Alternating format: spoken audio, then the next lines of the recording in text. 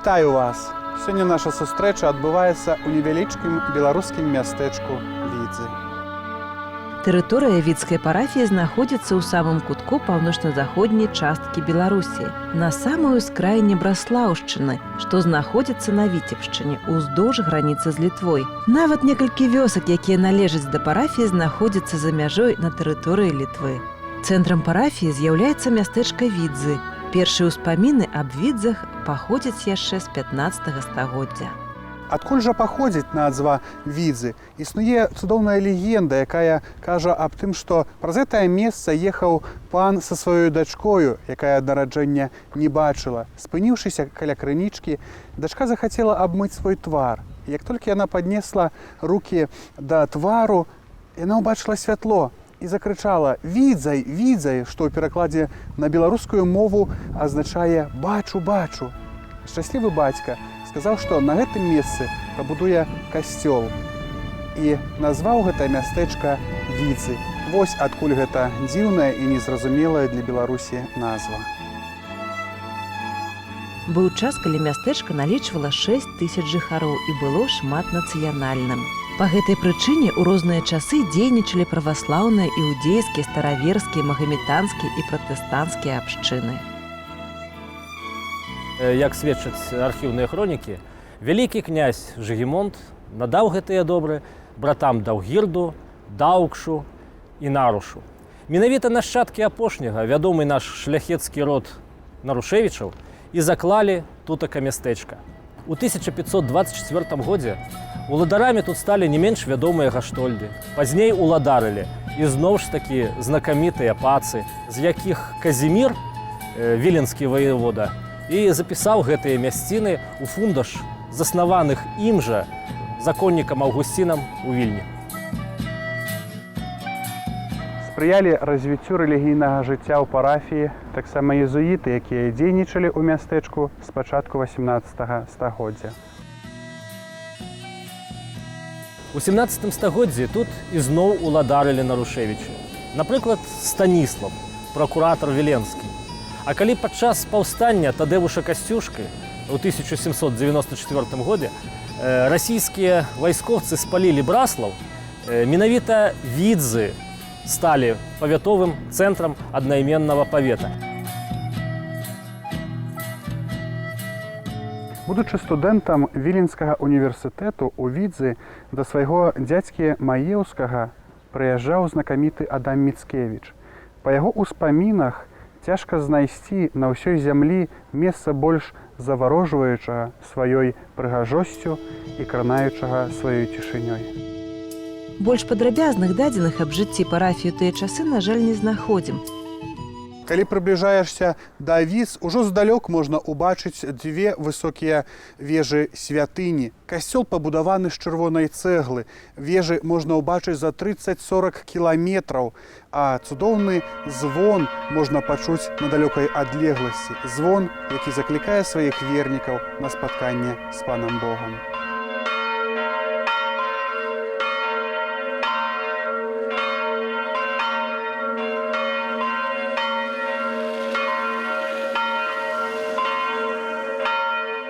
Відзскі касцёл пад назвай «Нараджэнне на свяцейшай Марыі Панны» з'яўляецца найвышэйшым на Беларусі. Вышыня яго вежаў 76 метраў. Жыхары Відз упэўненыя, што святыня, як дзве кроплі вады, падобная на сабор Парыжскай Божай Маці ў Францыі. Цікава, але гэта так. Праўда, адразу трэба сказаць, што толькі знешне, унутры ўсё па-другому. Якім чынам? У невялічкім мястэчку на паўночным захадзе Беларусі з'явілася такая велічная, прыгожая святыня. У пачатку 20-го стагоддзя Відзы лічыліся заштатным горадам Ковенскай губерніі. Мелі насельніцтва каля 6 000 чалавек. Былі месцам правядзення вялікіх кірмашоў. З часу заснавання Відзы з'яўляецца значным рэлігійным цэнтрам. Частка паселішча належала віленскаму біскупу. У другой палове 19 стагоддзя мясцовая парафія, якая налічвала больш за 13 000 чалавек, таксама як і Браслаўская лічылася адной з самых вялікіх у губерніі. Драўляны касцёл, што існаваў тут у канцы 19 стагоддзя, даўно перастаў задавальняць патрэбы парафіі, Таму для горада быў спраектаваны велізарных памераў храм, які цяпер лічыцца адным з самых вялікіх на Беларусі. Будаўніцтва касцёла распачалося ў 1904 годзе пад кіраўніцтвам ксяндза Слапсіса. Будавалася на ахвяраванні парафіян, але таксама былі фундатары з-за мяжы, з Германіі і Амерыкі. Конечно ж, такая велізная парафія на пачатку 20-го стагоддзя ўжо аніяк не магла задаволіцца адносна невялікім драўляным касцёлам. І ў 1909 годзе пачалося будаўніцтва не толькі аднаго з самых велічных, а і самых найпрыгажэйшых нашых касцёлаў у неагатычным стылі. Аўтарам праекта стаў архітэктар Міхневіч. Альтэрнатыўна таксама разглядаўся праект знакамітага дойліда Лявона Вітан-Дубейкаўскага, але праект Міхневіча сапраўды быў больш якасным і прыгожым, чаму і быў абраны. Асноўныя сродкі на будаўніцтва новай святыні з вонкавай чырвонай цэглы ахвяравала мясцовая землеўладарка пані Мітаслаўская. І вось у 1914 годзе панад і возерам, і рэчкай, і гонтавымі дахамі мястэчкавых хацін на вышыню 59 метраў узнеслі велічныя рыма-каталіцкія крыжы, два стромкія спічакі вежаў новага касцёла. На жаль, імёны спонсараў, якія былі з-за мяжы, а яны, вядома ж, былі, нам невядомы. Але, кажуць, была нейкая графіня з Вільна, якая землі якой падыходзілі непасрэдна да відзаў, і яна ўзяла на сябе кіраўніцтва, як бы, быць спонсарам гэтага касцёла. Яна сама знайшла архітэктара, угаварыла быць яго прарабам, закахалася ў яго. А каханне, вядома ж, прыносіць цуды. Працы па будове касцёла былі скончаны ў 1913 годзе. Манументальных форм будынак, узведзены ў цэнтры паселішча, стаў панаваць над местачковай забудовай і наваколлем.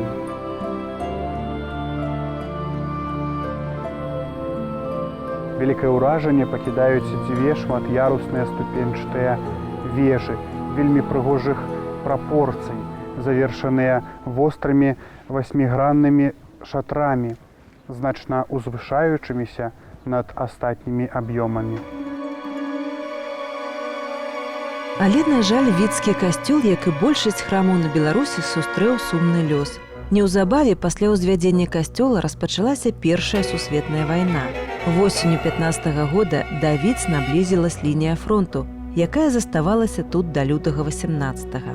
Старэйшыя парафіяне казалі, што калі немцаў пагналі з мястэчка, многія з іх зачыніліся ў касцёле. Расійскае войска прыпынілася каля касцёла. Салдаты не ведалі, што рабіць далей, не страляць жа па касцёлу, а немцы не выходзілі. Тады нашы артылерысты звярнуліся да цара з просьбай даць згоду на тое, каб выкурыць немцаў з вежаў, але будуць вялікія разбурэнні. Цар бацька сказаў: калі ласка, рабіце ўсё, што трэба, а грошы на аднаўленне касцёла я дам. Расійская артылерыя пачала страляць па храму, у выніку чаго святыня панесла вялікія разбурэнні. Была разбіта адна вежа, сцены, дах вельмі знішчаны. Дапамогі ад цара на рамонт так і не дачакаліся. Прыйшлося збіраць грошы сярод людзей. Рамонт быў скончаны ў 1926 годзе. У памяць аб гэтых трагічных падзеях у сцены касцёла ўмуравалі два снарады, якія і сёння можна ўбачыць. Палітычныя падзеі, якія адбыліся ў тыя часы, прынеслі шмат трагічных перамен. Менавіта ў верасні 1939 года Польшча была акупавана фашысцкай Германіяй. У выніку чаго ў другой палове 1939-го да Беларускай Савецкай Рэспублікі была далучана тая частка Беларусі, якая знаходзілася пад уладай Польшчы. Ад гэтага часу савецкая ўлада ў адносінах да каталіцкага касцёла і ўвогуле да рэлігіі распачала праводзіць сваю палітыку. З надыходам савецкай улады устанавіўся і новы парадак. У выніку рэлігійнае жыццё віцкай парафіі, душпастырская дзейнасць святароў апынулася ва ўмовах ваюючага атэізму.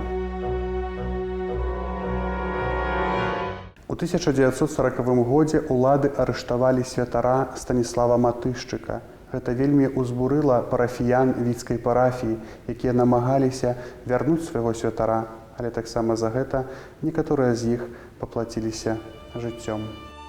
Новая ўлада ў справе святара прадэманстравала жыхарам мястэчка і ўсёй парафіі сваё сапраўднае аблічча.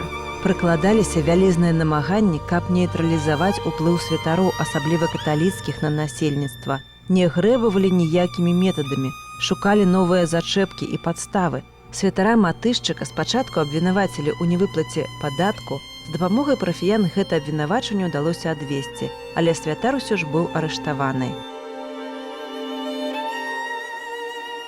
У справе святара Станіслава Матышчыка, якая знаходзіцца ў маладзечанскім архіве, няма ніводнага доказу віны святара. Таму ёсць толькі лісты вернікаў да ўлады, якія да апошняга верылі ў справядлівасць улады і імкнуліся сваімі лістамі вярнуць свайго святара. Жыхары Віц напісалі шмат лістоў да ўлад. Яшчэ раз мы, грамадзяне, звяртаемся да вас, таварыш пракурор, з пытаннем, аб чым прыходзіцца справа нашага святара ксяндза Матышчыка. Калі ён не выплаціў падаткі, то мы, грамадзяне, унясем цалкам. І найхутчэй просім вас, вызваліце нам ксяндза Матышчыка Станіслава. Я пенсіянер, хоць яшчэ ад савецкай улады ніводнай пенсіі не атрымаў, жыхарства маё не акрэсленае, таму што гаспадаркі ніякай не маю, і дома свайго не маю. Я, прапрацаваўшы на чыгунцы 40 гадоў у якасці рабочага, зволены як інвалід, і цяпер я і мая жонка гінем з голаду. Адзіны наш карміцель, Матышчык Станіслаў святар у касцёле Відзы. Усёй парафіі просім вас асвабадзіць нашага святара. Усе загады відзенскіх вернікаў аказаліся дарэмнымі. Справа святара Станіслава Матышчыка адпраўлена на разгляд асобай нарады. Святар Матышчык атрымаў 8 гадоў выпраўленча-працоўных лагераў.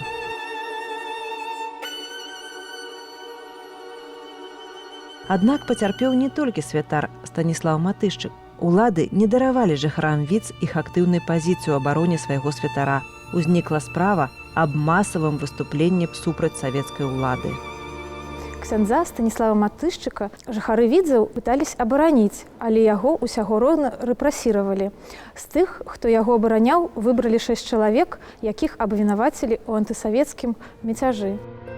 У часе нямецкай акупацыі падчас Другой сусветнай вайны пераслед святароў у відзенскай парафіі крыху прыпыніўся, хоць нельга сказаць, што сітуацыя ў парафіі была спакойная.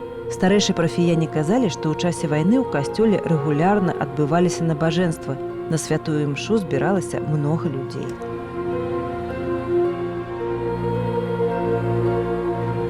У Другую сусветную вайну касцёл дзейнічаў, але аднойчы паміж нямецкімі і савецкімі салдатамі завязаўся цяжкі бой, у выніку чаго святыня была зноў пашкоджана. Ваенныя раны і цяпер бачныя ў многіх мясцінах храма. З 1944 года пасля трохгадовага перапынку савецкія ўлады падрыхтавалі новы напад на рэлігію. Пад канец 40-х гадоў мела месца кампанія з мэтай арыштаваць каталіцкіх святароў. Пасля вайны святар Чарбінскі быў змушаны пакінуць парафію і выехаць у Польшу. А ў 50-е гады ўлады арыштавалі і саслалі на выпраўленча-працоўныя работы ў Сібір ксяндза пробашча Альберта Навіцкага. Ад гэтага моманту ў жыцці парафіі распачаўся вельмі сумны час.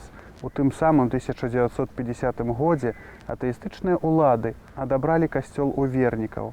Парафіяне з болем і горыччу успамінаюць тыя часы. Аднак пасля таго, як касцёл зачынілі, рэлігійнае жыццё парафіі не пагасла, і вернікі тайна збіраліся ў дамах на супольную малітву. Спачатку да 60-х гадоў храм выкарыстоўвалі пад склад льну. У 60-х-70-х касцёл выкарыстоўвалі відскім СПТУ 169 пад склад, пад спартыўную залу і нават пад гараж для сельскагаспадарчых машын. За гэтыя часы святыня была вельмі знішчана. Вернікі з болем сэрца глядзелі, як нішчаць іх касцёл. Ад канца 70-х да восені 89-го года будынак зусім застаўся без гаспадара. Тады ў ім павыдзіралі вокны, спалілі падлогу, знішчылі алтар. Кажуць, нават самагонку тут гналі. пристанішча ўсіх тых, каму недарагія былі гэтыя сцены, каму абыякава было, ці ёсць Бог, ці няма Бога, ці ёсць што святое ў чалавека за душой, ці няма. Вядома, гэта былі страшныя для гісторыі нашага касцёла, як і для гісторыі, напэўна, многіх людзей. Святар Навіцкі быў арыштаваны, сасланы ў Сібір, касцёл зачынены, вядома ж, і настала такое цемрашальства улада шатана. Але вернікі не здаваліся. Многа людзей пісалі ў розныя інстанцыі, пісалі з просьбай аддаць касцёл, вярнуць касцёл вернікам. Храм-велікан тым часам прыходзіў у нягоднасць, усё больш і больш разрушаўся. Але ж парафіяне і на гэты раз засталіся вернымі сабе і Богу. Куды толькі яны не звярталіся, каб выратаваць храм, і нарэшце свайго дабіліся восенню 88-го года па ўказу самого Міхаіла Грабачова касцёл вярнулі. Але ў якім стане? Унутры святыні стаялі горы смецця, усялякага хламу. Алтары знішчаны, тынкоўка на сценах панішчана, вокны пабітыя, падлога ў непрыгодным стане, столь пагніўшы ад зацёкаў вады. Бляха на даху і вежах за такі доўгі час была таксама пашкоджана, у выніку чаго ўнутр касцёла трапляла вада, калі ішоў дождж. Працавалі хто як мог, выносілі смецце, хлам, якой назбіраўся тут амаль за 40 год. Всё смецце палілі непадалёк ад касцёла або вывозілі далей. Каб аднавіць святыню, патрэбна было вельмі многа працы, часу і сродкаў. Ужо ў той дзень, калі святыню вярнулі вернікам, многія парафіяне, моладзь і старэйшыя, прыйшлі на працу, пачалі прыдаваць сваёй святыні належны выгляд. Все разрушено. Ни одного стеклышка не было в окне. Нигде ничего. Все штукатурка обвалившись, все текло, все вода, везде крыша дыравая. Окна все дыравые, там все сквозь ветер ходит.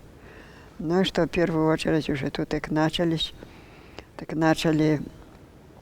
окна пленками оббивали, чтобы сквозняк, чтобы уже нельзя. Но молились сперва, пока где что, так молились так.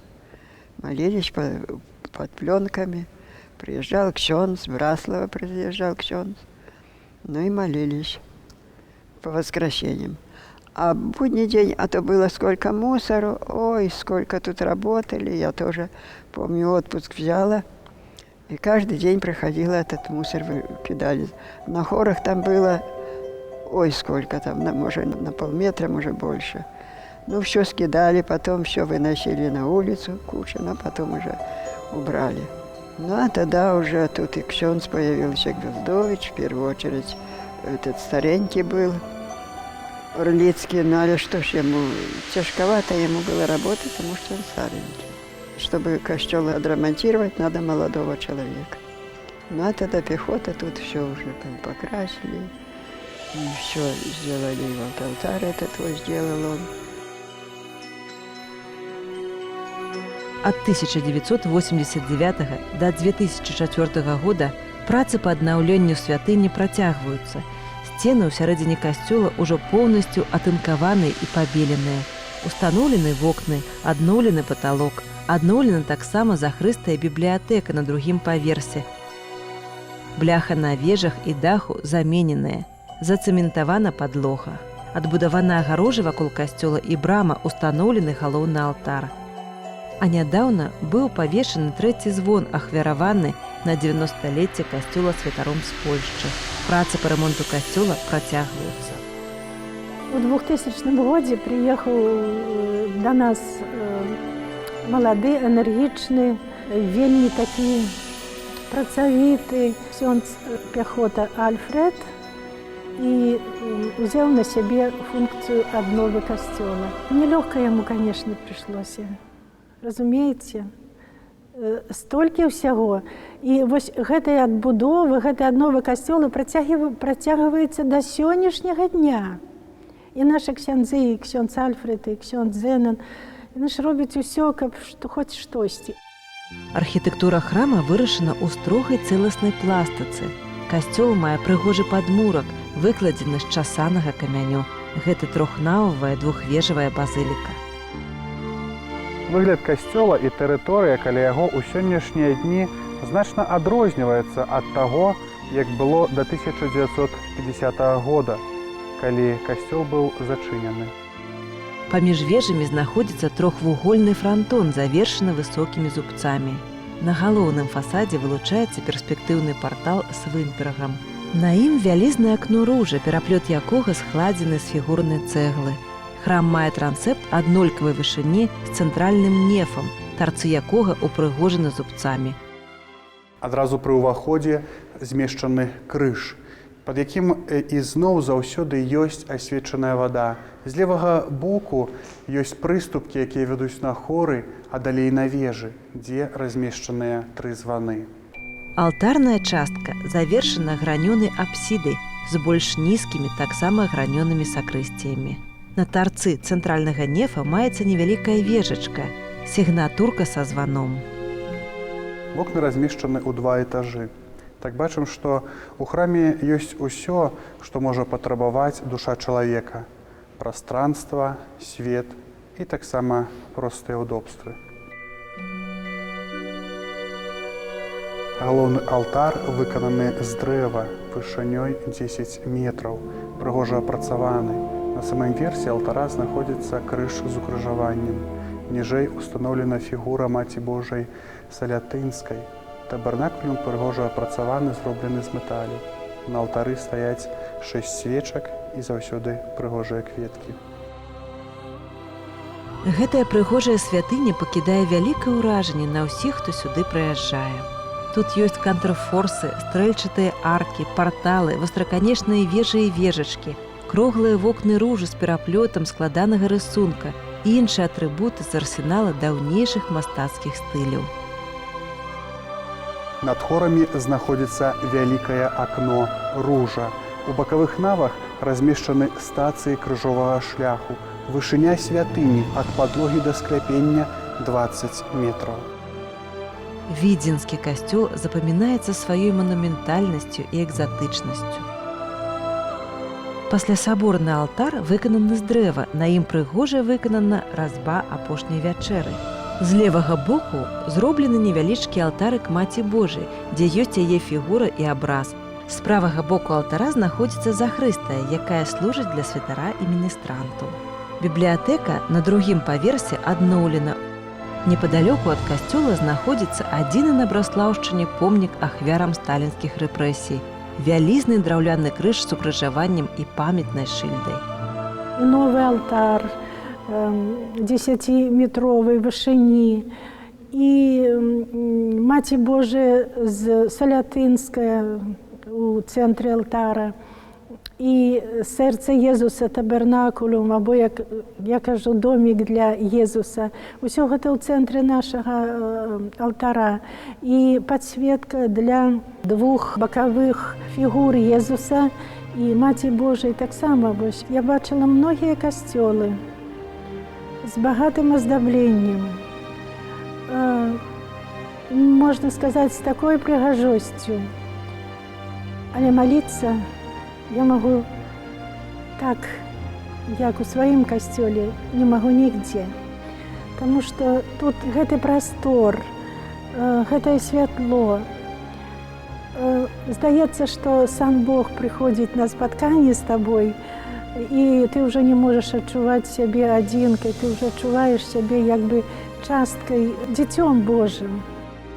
Касцёл нараджэння на свяцейшай Панны Марыі і сёння застаецца цэнтрам духоўнага жыцця парафіі.